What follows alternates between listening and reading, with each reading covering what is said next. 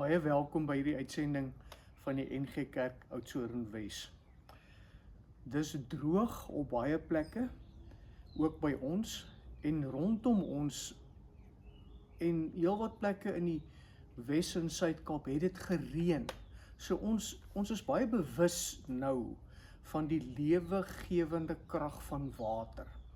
En dis 'n beeld wat in die Bybel 'n hele klomp keer gebruik word. 'n teks, ons noem dit ons ankerteks, wat ons op die oomblik in ons gemeente, in die kerkraad ook, en die visioneringsgroep oordink, is Johannes 7 vers 37, en daar staan, Jesus het uitgeroep, as iemand dors het, laat hy na my toe kom en drink. Met die een wat in my glo, is dit soos die skrif sê, strome lewende water sal uit sy binneste vloei. Hiermee het hy na die Gees verwys. So Jesus sê, kom na hom toe en drink, en dan sal strome water uit ons uit vloei. Nou, Jesegiel 47 is 'n baie interessante verhaal, wat met hierdie selfde tema werk.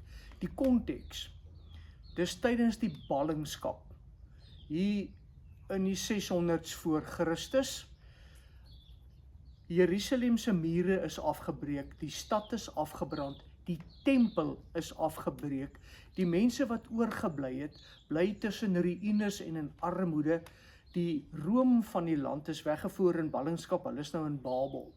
Nou in hierdie situasie, praat die Here met Jesegiel, en gee vir hom 'n beeld van wat vorentoe gaan gebeur, van herstel en opbou. En dan vat hy hom in Jesegiel 47 na die tempel toe. En dan sê Jesegiel, hy het gestaan en gesien dat by die oospoort van die tempel self, het daar 'n bietjie water uitgesuiver. En dan by die muur se oospoort, het die water miskien 'n bietjie meer geloop, en dan vat die man wat hom nou dit wys, namens die Here, vat hy hom 500 meter oos in die rigting van die Jordaanrivier. En daar is die water enkel diep. En dan sê hy vir hom, loop deur, dat jy kan sien hoe diep is die water.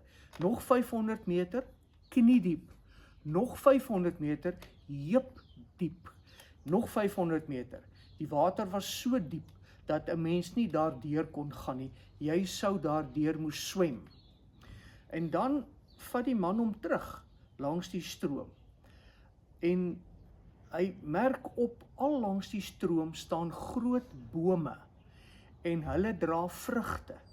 Elke maand dra hulle vrugte, en hulle vrugte is om te eet, en hulle blare is vir genesing. En wat nog interessant is die stroomwater loop nou af in die Jordaanvallei en na die Dooie See toe. En as dit in die Dooie See kom, dan maak dit die Dooie See vars. Op die oomblik kan ons niks daarin leef nie, dis te sout. Maar as daai water daar kom, word die Dooie See vars en dit wemel van visse. En dan skets hy 'n prentjie van hierdie bome wat vrugte dra en die see wat vol vis is en hengelaars wat vis vang daar, wat kan eet. Jy sien 'n beeld van oorvloed. Waaroor gaan dit? Dit gaan oor die Here se water. God se water, en interessant in die beeld, dis nie binne in die tempel nie. Dit loop nou uit die tempel uit, en dit loop in die wêreld in. En sover soos wat dit gaan gebeur, twee goed. Die een is, dit word al hoe meer, die stroom word al hoe groter, en alles wat dit aanraak, kry nuwe lewe. Hoor gou, ek lees net 'n paar verse. As hy nou eers vir hom gewys het, die water word al hoe meer. Vers 6 van Jesegiel 47, dan sê hy, sien jy dit, mens? Hy wil hê Jesegiel moet raak sien. Die Here se water word kragtiger, word meer. En dan so eentjie aan sê, wanneer dit in die Dooie See inloop, sal die water van die Dooie See vars word. Waar die stroom ook al kom, sal dit wemel van al die soorte diere, en daar sal baie vis wees. Die water loop af na die Dooie See toe, en sal die see vars maak. Waar die stroom kom, sal alles lewe. Ons het doop eerskomende Sondag. Hierdie beeld is God se water, is nie ons water nie, is God se water. Dit bring genesing, dit bring nuwe lewe vir hierdie volk wat nou platgeslaan is na die oorlog, en ook vir ons. En ons sien die bome wat langs die stroom staan, dra vrugte, en hulle blare bring genesing, en die water self word vars. Wat sê dit vir ons? Die lewegewende water van die Here God. Dis nie ons water nie, dis nie die kerk se water nie, dit kom uit die teenwoordigheid van God uit. En hierdie water, waar dit huisgesinne aanraak, waar dit gemeentes aanraak, waar dit 'n gemeenskap aanraak, dit raak al hoe meer en al hoe meer soos wat dit loop. Wat moet ons hier uitvat? Ons moet by God se water kom.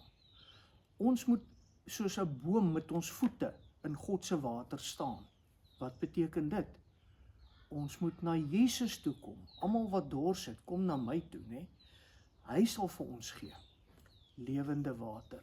So as ek dink aan 'n individu, om te vra, is jy naby die stroom? Ons weet in die Klein Karoo, hoe lyk dit as bome en plante in hitte sonder water verdroog en verskrompel? Mense lyk partykeer ook so van nie naby God wees nie.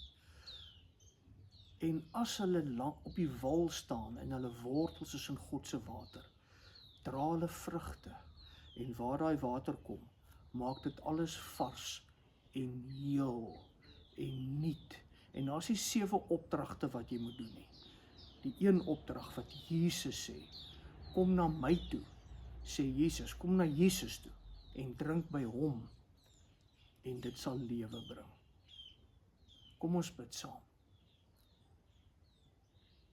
Here, ek wil dankie sê vir u water wat vloei en wat 'n verskil maak aan mense se lewens, aan huisgesinne se lewens, aan instansies en gemeenskappe se lewens. Dankie Here dat u die moeite doen om u water in ons rigting te laat vloei. Ek bid en vra, help ons en seën ons, dat ons kan groei soos daardie bome wat op die wal van u rivier staan. Amen. Ontvang die seën van ons Here, gaan in sy vrede. Die genade van ons Here, Jesus Christus, die liefde van God ons Vader en die gemeenskap van die Heilige Gees sal by ons wees en bly. Amen.